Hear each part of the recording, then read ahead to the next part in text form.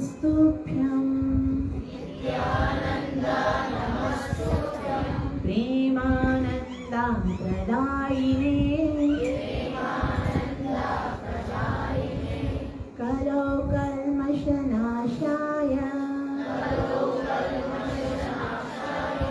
जाह्नवीपतये नमः।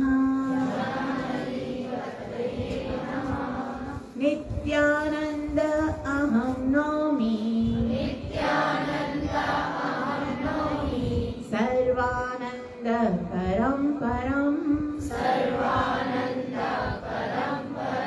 हरिनामप्रदं देवम् अवधूत शिरोमणि। हम नित्यानंदा प्रभु को प्रणाम करते हैं। नित्यानंदा नमस्तुभ्यं। क्यों प्रणाम करते हैं? क्योंकि जो हमारे जीवन का गोल है, जो लक्ष्य है, जो उद्देश्य है, हमको पता भी चल जाए ना तो भी हम उनकी कृपा के बिना नहीं प्राप्त कर सकते। इसलिए क्योंकि प्रेमानंद प्रदायिने, प्रेम भगवान के प्रति भगवान नहीं दे सकते। आप अगर भगवान को बोलोगे ना कि मुझे आपसे प्रेम करना है, उसके लिए कोई साधन, तो भगवान के पास नहीं है। कृष्ण अपना प्रेम नहीं दे सकते, क्योंकि जिसके पास जो वस्तु होगी तो वही वो वस्तु दे सकता है ना। भगवान के पास अपने लिए प्रेम नहीं है, लेकिन प्रेम और आनंद को प्रदान करने वाले कौन है? नित्यानंदा प्रभु है। कलयुग में हमारे समस्त कलमश को नाश करने वाले कलौ कल्मष नाशाय जाह्नवी पतये नमः। जाह्नवी देवी के पति वही इस कलयुग में हमारे अपवित्र वासनाओं से भरे हृदय में कृष्ण प्रेम भर सकते हैं। और वही उन्हीं से क्या होगा? नित्यानंदम अहम नौमि सर्वानंदकरम। हृदय के अंदर जो क्लेश है, जो दुख है, जो संकट है, जो प्रॉब्लम्स है, वो दूर करने वाले और हरि नाम प्रदम देवम, हरि का नाम प्रदान करने वाले हैं नित्यानंदा प्रभु। तो मन में ये आता है इतनी सारी चीजें नित्यानंदा प्रभु दे सकते हैं जो कि भगवान भी नहीं दे सकते। आखिर वो हैं कौन? नित्यानंदा प्रभु हैं कौन? अभी हमने एक मंदिर में गौरव महाप्रभु और नित्यानंदा प्रभु की स्थापना कराई, तो बोले ये आप लोग अपने कौन से टाइप के भगवान लेके आए हो? ऐसे भगवान तो किसी शास्त्र में नहीं लिखे। हमारे पास 33 करोड़ देवी देवताओं की फोटो है, लेकिन ऐसा भगवान तो कोई नहीं है। आप शायद कोई अलग धर्म से रिलेटेड हो, जो कि अपने धर्म को यहाँ पर हमारे पास फैलाने के लिए आए हो क्या? क्योंकि नित्यानंदा प्रभु और चैतन्य महाप्रभु एकदम प्रच्छन्न अवतार है। प्रच्छन्न का मतलब एकदम गुह्य है, एकदम गुप्त है, जिनको हर कोई नहीं समझ सकता। अब हर कोई तो कृष्ण को ही नहीं समझ सकता। कृष्ण भगवान श्री कृष्ण भगवत गीता में कहते हैं मनुष्याणाम सहस्रेषु। कितनी सारी योनियां हैं, 84 लाख योनियों में, उनमें भी स्पेसिफिकली जो मनुष्य है ना उसके लिए बोला कि मनुष्य ही, और मनुष्यों में भी हजारों में सहस्रेषु कश्चित् यतति सिद्ध है। कोई एक ही सिर्फ सिद्धि के लिए जाएगा, और उनमें से भी कोई एक होगा जो कृष्ण को सरेंडर करेगा। कश्चिन् माम वेति तत्वतः। अब उनमें से भी जो इतने सारे कृष्ण डिवोटीज जब बन जाएंगे, उनमें से भी कोई एक होगा जो चैतन्य महाप्रभु और नित्यानंदा प्रभु को स्वीकार करेगा और उनकी शरण में आएगा। और एक बार जिसने गौरंग महाप्रभु की शरण ग्रहण कर ली ना, फिर वो क्या है, वो किस जाति का है, उसके अंदर कोई क्वालिटीज है नहीं है, वो भाव कुभाव, उसके अंदर कोई योग्यता नहीं होगी ना, तो वे भगवान उसे स्वीकार करेंगे। ये नित्यानंदा प्रभु है कौन? आप जानते हैं, ऐसा बताते हैं आचार्यगण, ब्रजेंद्र नंदन जेई शचि सुत होइलो सेई बलराम होइलो निताई। ब्रजेंद्र नंदन यानी भगवान श्री कृष्ण जो है वही कौन बने हैं? शचि सुत। शचि कौन है? महाप्रभु की माता का नाम शचि देवी है और पिता का नाम क्या है?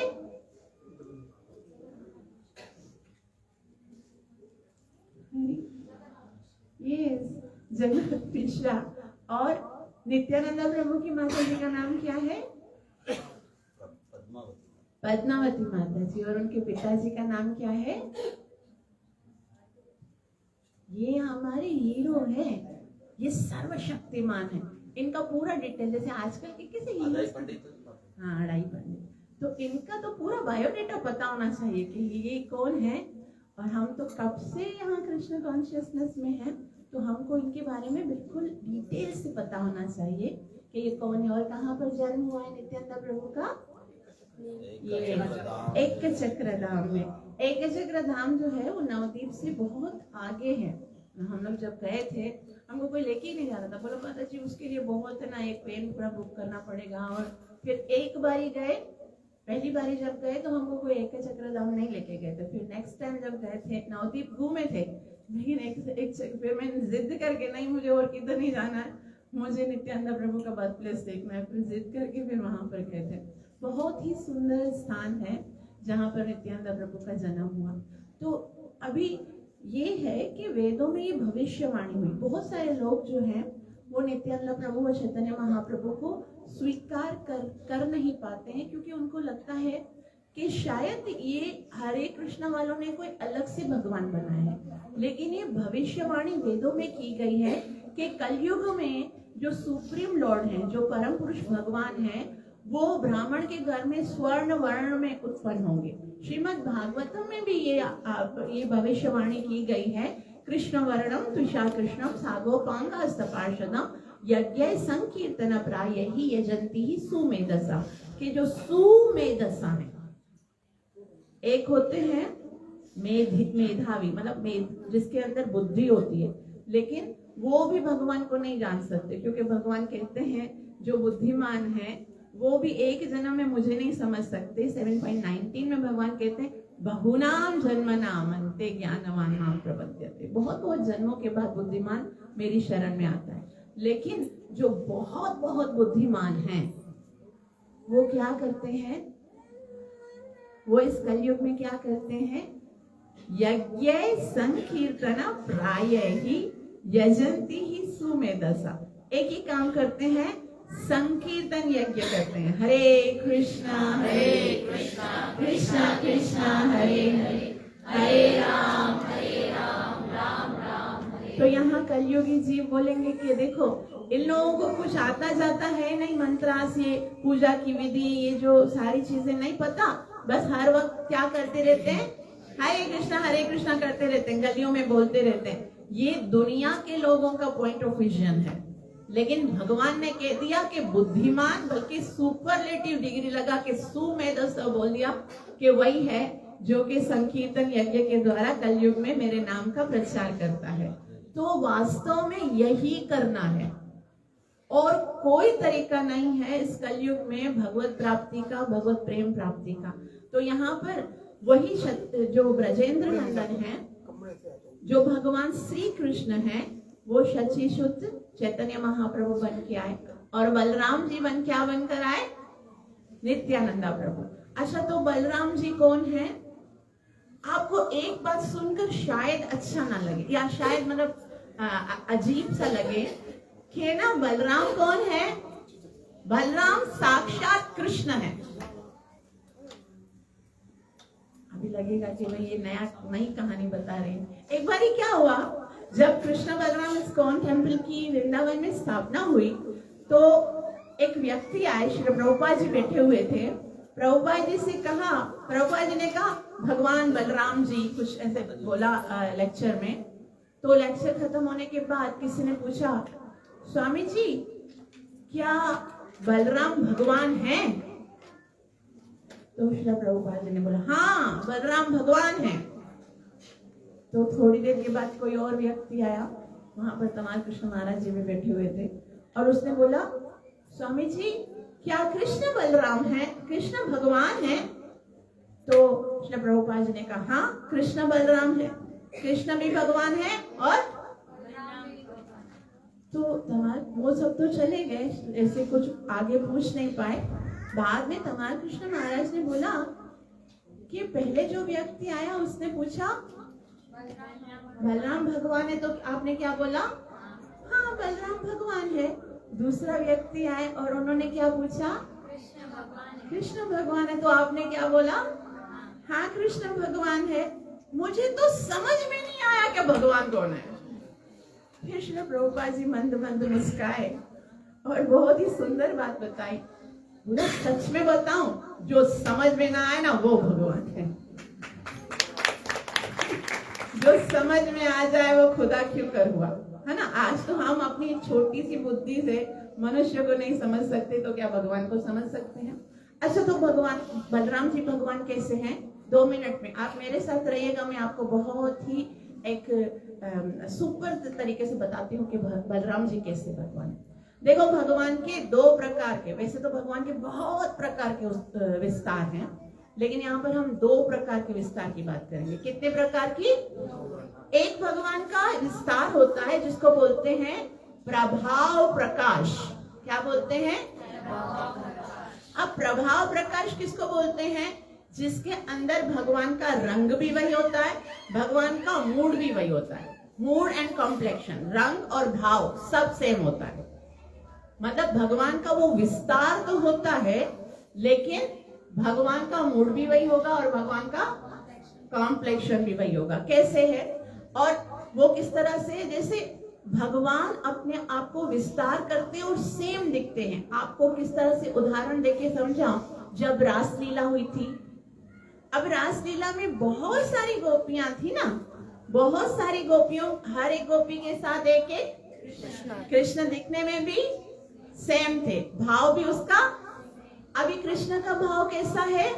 कृष्ण का भाव ये है कि मुझे पूजा जाए, मुझसे प्रेम किया जाए, मैं ही देह हूं, मुझे ही सरेंडर किया जाए, है ना। कृष्ण का भाव ये है, मत्तः परतरम नान्यत् किंचिदस्ति धनंजय, मुझसे श्रेष्ठ कोई नहीं है, अहम सर्वस्य प्रभु।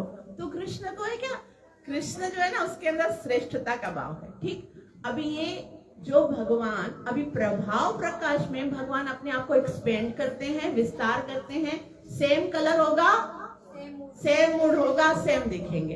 अब फिर पता कैसे चलेगा कि भगवान का विस्तार कौन है और ओरिजिनल भगवान कौन है? वो कैसे पता चलेगा रासलीला में? कोई बताएगा?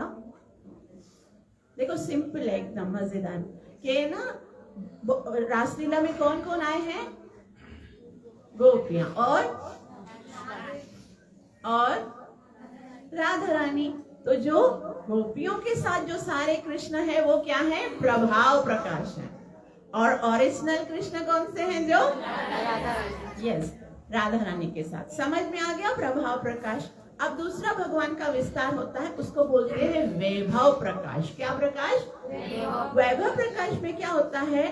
मूड एंड कॉम्प्लेक्शन दोनों डिफरेंट होते हैं। भगवान ने ही अपने आप को एक्सपेंड करके बलराम जी को बनाया, लेकिन भगवान का, कृष्ण का जैसे भाव होता है, क्या? मैं ही देह हूं, मुझे ही पूजना है, मुझे ही सरेंडर करना है, मैं ही सेव्य हूं, मेरी ही सेवा करनी है। और बलराम का एकदम अपोजिट भाव है। कैसा है? मुझे आपकी सेवा करनी है, मुझे आपकी सेवा के अतिरिक्त हरे कृष्णा कृष्णा कृष्णा हरे हरे, हरे राम राम राम हरे। जैसे भगवान के अंदर सेव्य अभिमान होता है, सेव्य कि मैं सेव्य हूं, उसी तरह से बलराम जी के अंदर क्या होता है? सेवक अभिमान होता है। सेवक का भाव होता है कि मुझे आपकी सेवा करनी है, मेरा जीवन ही सेवा है, ये न केन प्रकारेण मुझे आपकी सेवा करनी है। और मैं आपको बताऊं दूसरी, तो यही भाव से भगवान ने अपना प्रथम एक्सपेंशन किया है बलराम जी। तो जिस तरह से श्रीमती राधा रानी और कृष्ण अभिन्न है ना, लीला करने के लिए राधा रानी कृष्ण ने स्वयं अपने अंदर से उनका विस्तार किया है। और वो कौन सी लीला है? माधुर्य लीला। जब भगवान को माधुर्य लीला करनी होती है तो श्रीमती राधा रानी का विस्तार करते हैं। और जब भगवान को अन्य लीला करनी होती है, अब देखो, जैसे मैंने आपको कहा कि बलराम जी के मन में क्या है कि मुझे क्या करनी है? भगवान की। और सेवा किस तरह से करते? जैसे उनका भाव चेंज है और उनका कलर भी एकदम। कृष्ण का रंग कैसा है? घनश्याम, श्यामल है। रंग जो है कृष्ण का श्यामल है और बलराम जी का कैसा है, गौर है, एकदम ना व्हाइट कलर के हैं बलराम जी के, जैसे सफेद बादल होता है इस तरह से। तो इस तरह से ऐसा बताया जाता है कि ये बलराम जी का रूप जो है वो भगवान ने अलग अलग रसों का आस्वादन करने के लिए प्रकट किया है। अब जैसे हम सब भगवान से प्रेम करते हैं ना, तो ऐसा बताया जाता है भक्ति रसामृत सिंधु में कि हम सब भगवान को किसी न किसी रस में प्रेम करते हैं। वो कृष्ण जो है रसो वैसः, जिस रस के साथ हम उनको प्रेम करेंगे उसी रस के साथ वो आदान प्रदान करेंगे। अब रस का मतलब पता है किसी को, कौन कौन से रस में भगवान के साथ प्रेम किया जाता है? यस, 5 रस होते हैं। कौन कौन से? शांत रस, दास्य रस, वात्सल्य रस, सख्य रस और गुड। एक्सीलेंट, यहाँ से आसान हो गया। अब देखो क्या है कि हम जो है वो भगवान से एक रस में, हम जो है ना वो एक भाव ही बना सकते हैं। भाव बदलता नहीं है हमारा, एक ही भाव से भगवान के एक भाव स्टेडी, मतलब बहुत ही हाँ कांस्टेंट वही रहेगा जो हमारा भाव होगा ना। लेकिन बलराम जी कैसे हैं? उनको बोलते हैं संकुल रति। क्या बोलते हैं? मतलब भगवान का हर एक भाव जिससे प्रेम किया जा सकता है बलराम जी उसमें विस्तार करते हैं। और हमारे अंदर, जीव के अंदर जो जो भाव है वो बलराम जी के विस्तार से ही आया है। हम कुछ नहीं कर सकते, भगवान की सेवा अधिकार नहीं रखते जब तक कि बलराम जी जो हैं वो हमें उसके लिए योग्यता प्रदान ना करे। तो बलराम जी कौन कौन से रस में भगवान के साथ प्रेम करते हैं? प्रथम है शांत रस। शांत रस में बलराम जी कैसे प्रेम करते हैं भगवान के साथ? तो बहुत ही सुंदर बता, आसना वसना भूषण, यानी भगवान जो कुछ पहनते हैं वो बलराम जी अपना विस्तार उसके भगवान का वस्त्र बन जाते हैं। और भगवान जिस शैया पर सोते हैं तो क्या बन जाते हैं? शेष बन जाते हैं, उनका बिस्तर बन जाते हैं। भगवान जो वैजंती माला पहनते हैं वो वैजंती बन जाते हैं। यहाँ तक कि जिस जगह पर भगवान अवतार लेते हैं वो धाम बन जाते हैं। आप ये शास्त्रों में बताया गया है कि बलराम जी ने अपने आप को विस्तरित किया है वृंदावन धाम की तरफ। और किस तरह से सेवा करते हैं?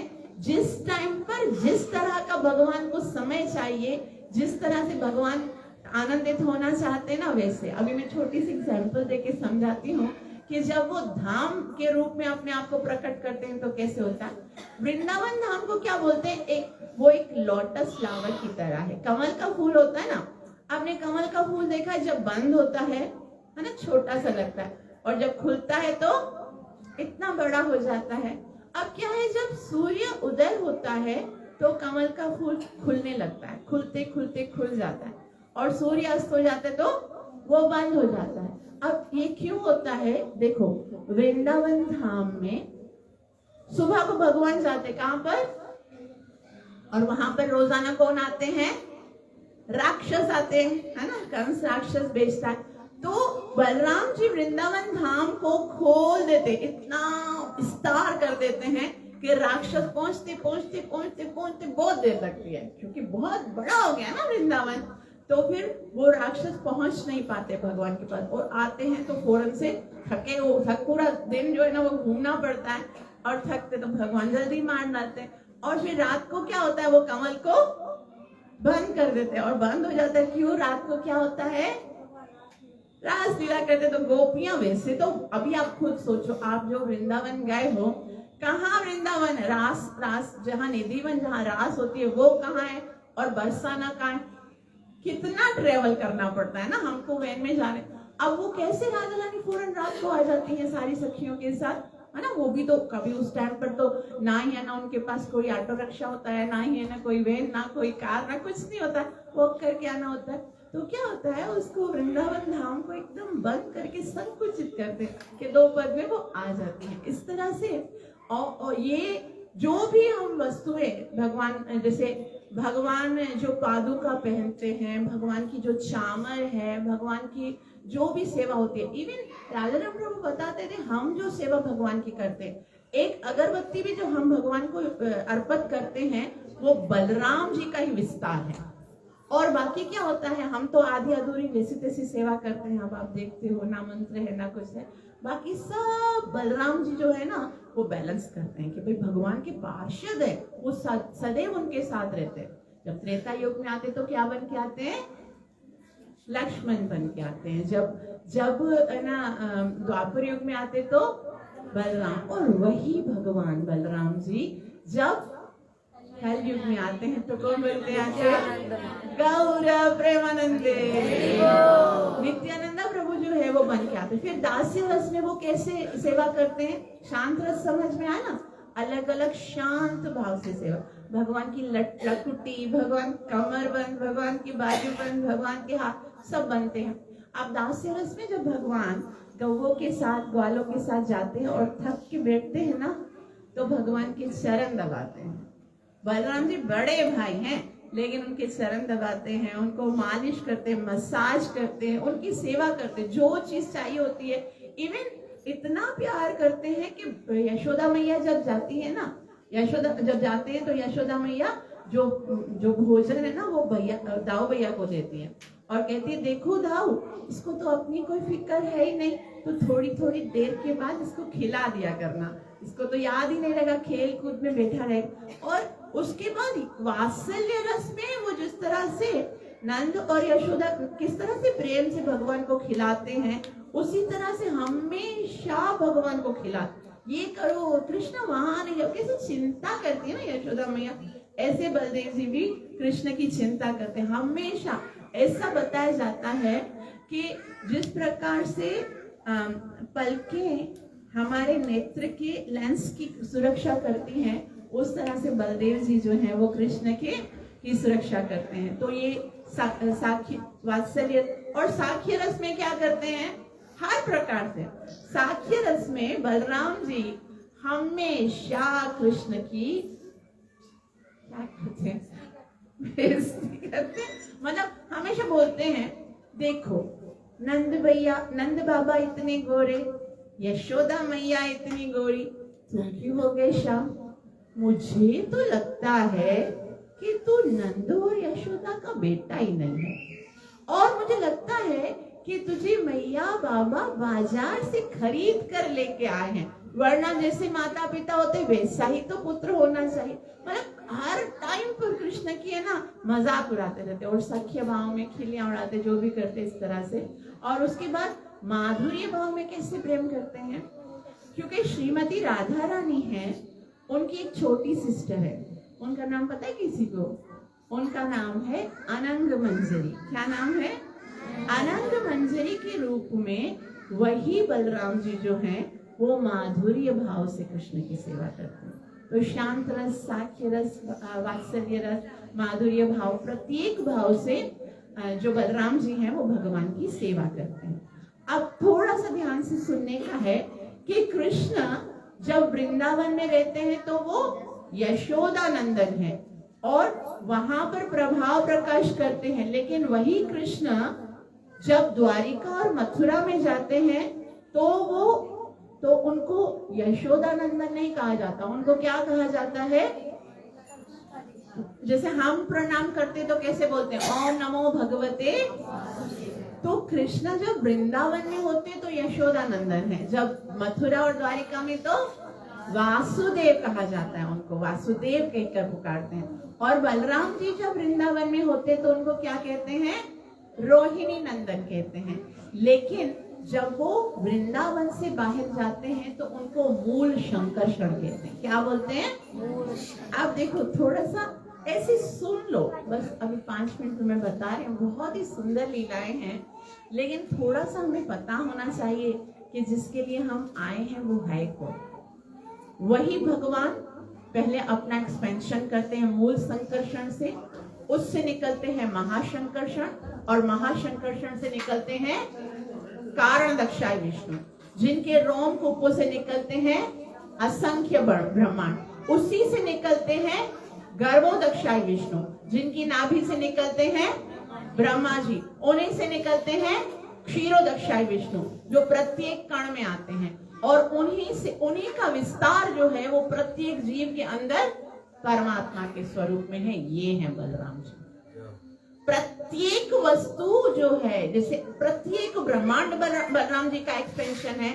प्रत्येक ब्रह्मांड के अंदर जो गर्भोदक्षाई विष्णु है, जो कि जिसमें से ब्रह्मा जी निकलते हैं, जो सृजन करते हैं, वो बलराम जी का एक्सपेंशन है। प्रत्येक जीव के अंदर आत्मा तब तक कुछ नहीं कर सकती, जीव तब तक कुछ नहीं कर सकता जब तक कि उसे आत्मा का पावर प्राप्त नहीं होता। तो वो पावर कौन प्राप्त प्रदान कर रहे हैं? जो क्षीरोदक्षाई विष्णु है, वो बलराम जी का विस्तार है। तो हम जो भी कार्य करते हैं संसार में, जो कुछ भी होता है, इसलिए उनका नाम क्या है? बलराम। क्या है? बल। हमें हर चीज के लिए बल चाहिए होता है, शक्ति चाहिए होती है, वो वहां से प्राप्त होती है, बलराम जी से। और वही बलराम अभी बहुत डिटेल्ड है, मैंने आपको जो 1 मिनट में बताया है, लेकिन ये वही बलराम जी हैं। वो जब कलयुग में आते हैं तो कैसे बन के आते हैं पता है? उनके अंदर इतना पावर है, इतनी शक्ति है कि वो क्या, उनके पूरे ब्रह्मांड जो है उस अनंत, उनका नाम है अनंत। अनंत का मतलब है जिसका कोई अंत नहीं है।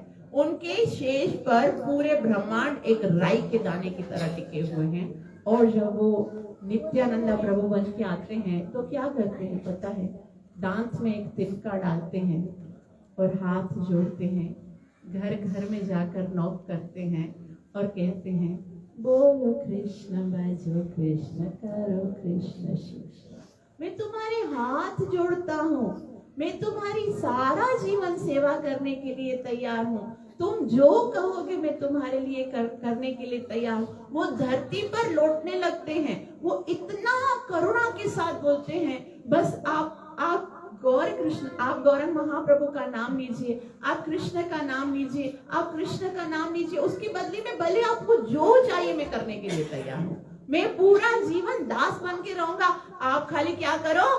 हरे कृष्णा कृष्णा कृष्णा हरे हरे, हरे राम राम राम। और कहाँ जाते हैं पता है? जो जहां उनको पता है ना कि ये कभी भगवान के पास नहीं जा सकते, उनके पास जाते हैं। क्योंकि जो जीव भगवान के पास जाएंगे तो भगवान उन पर कृपा करेंगे ना। लेकिन देखते हैं, जैसे जगाई मदाई की स्टोरी तो सबको पता है, लेकिन यहाँ से हमें क्या समझने को लिए मिलता है कि उन्होंने जगाई मदाई ही को क्यों चुना?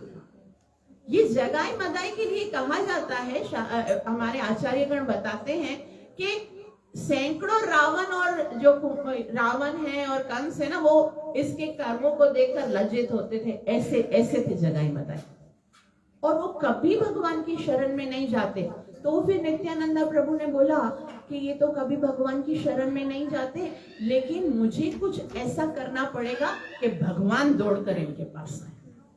उसके लिए भले मुझे जख्मी होना पड़े, भले मुझे दुखित होना पड़े, भले मुझे भले लगे, लेकिन क्योंकि मैं इनके ऊपर करुणा करवाना चाहूंगा। और इनके ऊपर करुणा करने के लिए क्या उनको बोला, क्या करो? भगवान का नाम लो, हरे कृष्ण कहो, हरे कृष्ण कहो। वो तो नशे में थे, वो तो नाम लिए नहीं। क्या किया उन्होंने? नित्यानंदा प्रभु पे प्रहार कर दिया। और जब नित्यानंदा प्रभु जो हैं, वो उनको कुछ भगवान के भक्त को जब कष्ट होता है ना, तो भक्त को नहीं लगता, वो भगवान के हृदय पे लगता है। और नित्यानंदा प्रभु तो भगवान चैतन्य महाप्रभु के हृदय साक्षात हैं। उनको जब लगा और किसी ने कहा नित्यानंदा प्रभु को प्रहार हुआ है, तो महाप्रभु पूरे जीवन में सिर्फ एक बार, वो करुणा अवतार हैं, उन्होंने पूरे जीवन में कभी कोई क्रोध नहीं किया। लेकिन जब नित्यानंदा प्रभु के ऊपर प्रहार हुआ तो वो इतना क्रोधित हो गए कि वो सुदर्शन को बुलाने लगे।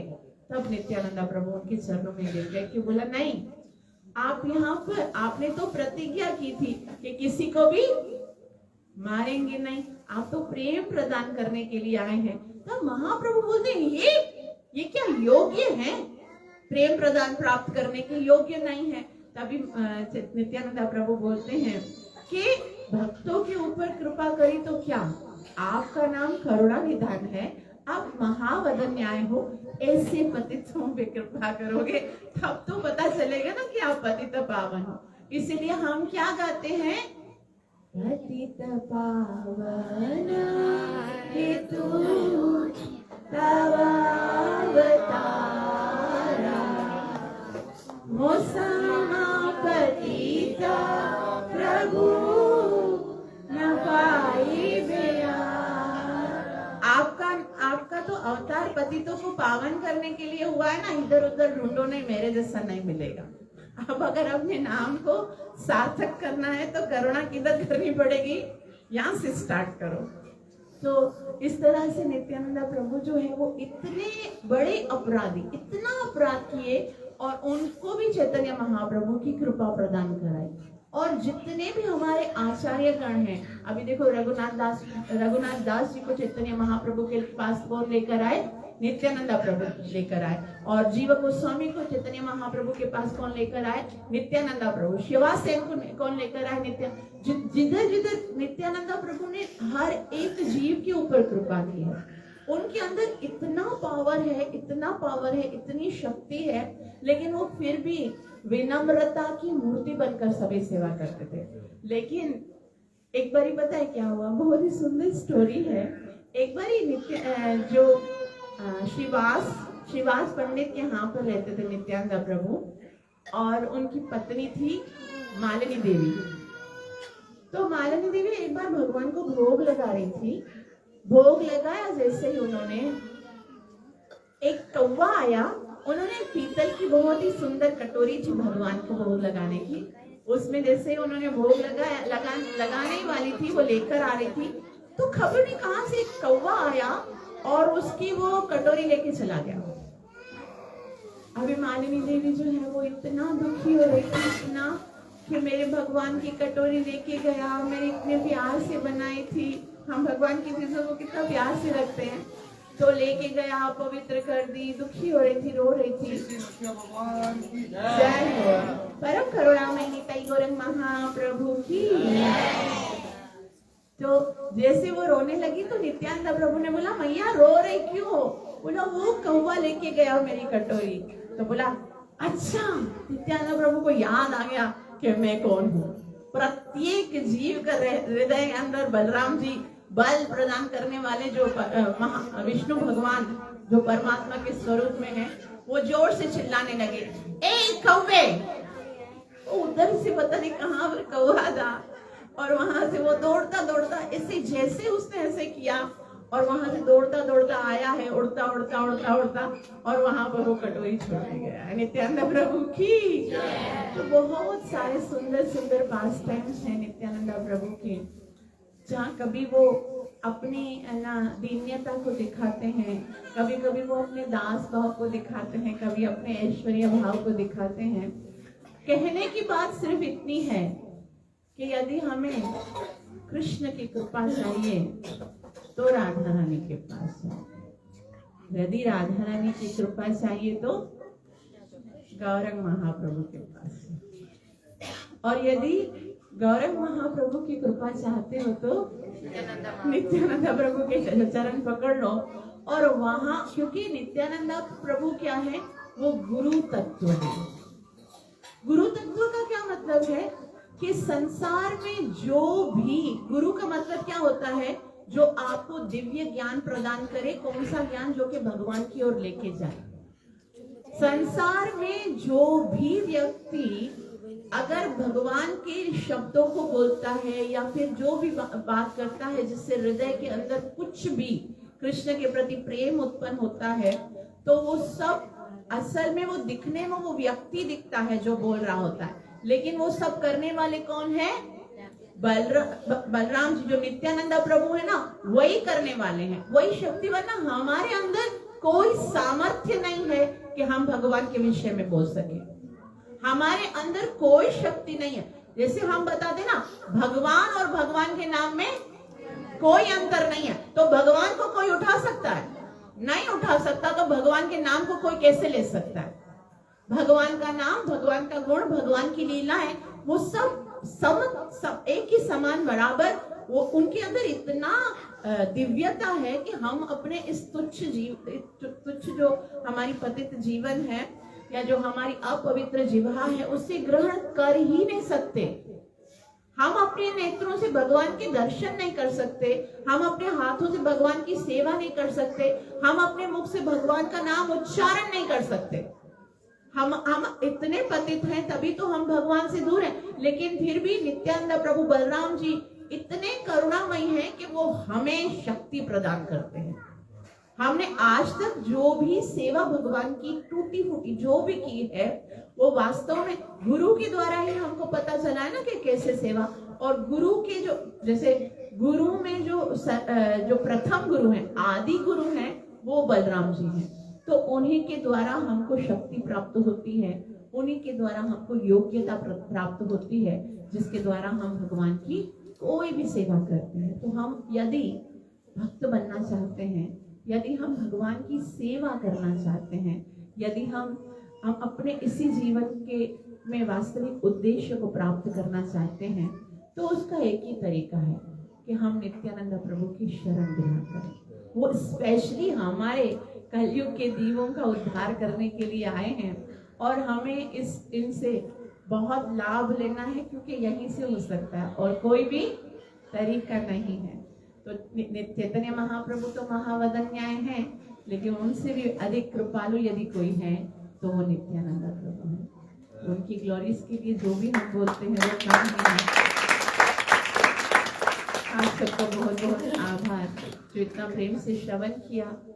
हम आज के दिन में नित्यानंद प्रभु से यही प्रार्थना करते हैं कि हमारे अपवित्र और अशांत हृदय को चैतन्य महाप्रभु के पवित्र जो मिशन है, पवित्र नाम का, उसमें लगाए। हम ज्यादा से ज्यादा भगवान का नाम जप कर सके, उसी नाम में जमे रहें, क्योंकि और कोई तरीका नहीं है इस कलयुग में भगवान को प्रसन्न करने का और कृष्ण प्रेम प्राप्त करने का। नित्यानंदा त्रयोदशी महाउत्सव की जय। पावन अवतार चैतन्य महाप्रभु की जय। अवतार श्री चैतन्य महाप्रभु की गौर प्रेमानंद।